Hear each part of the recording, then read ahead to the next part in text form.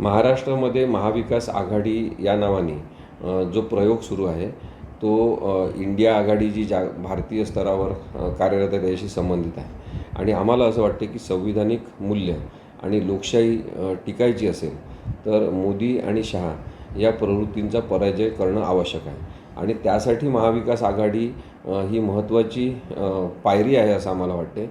परंतु सध्याचे चित्र दिसते की महाविकास आघाडी अंतर्गतच काही वादविवाद आहेत असं समोर येत आहे. वृत्तपत्र आणि माध्यमातून असं दिसते की जागा वाटपांबद्दल त्यांचं मतैक्य होत नाही. बरेच ठिकाणी गोंधळाची परिस्थिती याच्यामुळे आहे. त्याचबरोबर वंचित बहुजन आघाडीला सन्मानाने आपल्यामध्ये सामावून घेणं म्हणजे लोकशाहीसाठी एकत्रित लढा देणं आहे हे या तिन्ही पक्षांनी समजून घ्यावं असं सुद्धा आम्हाला वाटते.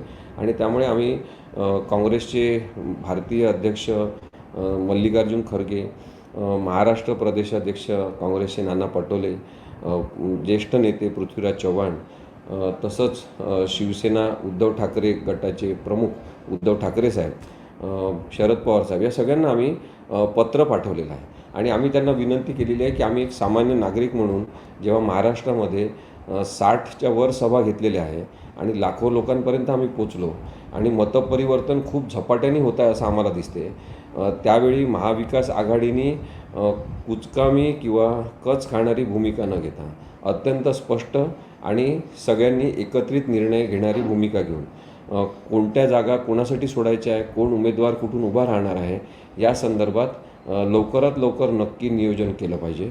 त्याचबरोबर वंचित बहुजन आघाडीला सोबत घेतल्याशिवाय लोकशाहीच्या मजबूतीसाठी काम होऊ शकणार नाही असं सुद्धा आम्हाला वाटते.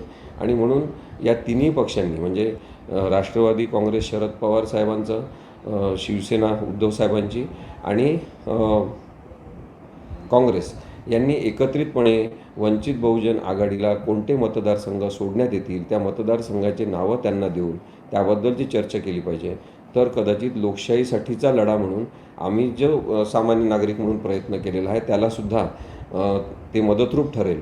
आणि म्हणून आम्ही त्यांना विनंती केलेली आहे की या आमच्या पत्राचा आपण सहानुभूतीपूर्वक विचार करावा आणि महाराष्ट्रात प्रभावी आणि यशस्वी ठरेल अशा प्रकारच्या आघाडीला आकार देण्यासाठी लवकरात लवकर जागा वाटप निश्चित करून गोंधळाची परिस्थिती दूर केली पाहिजे.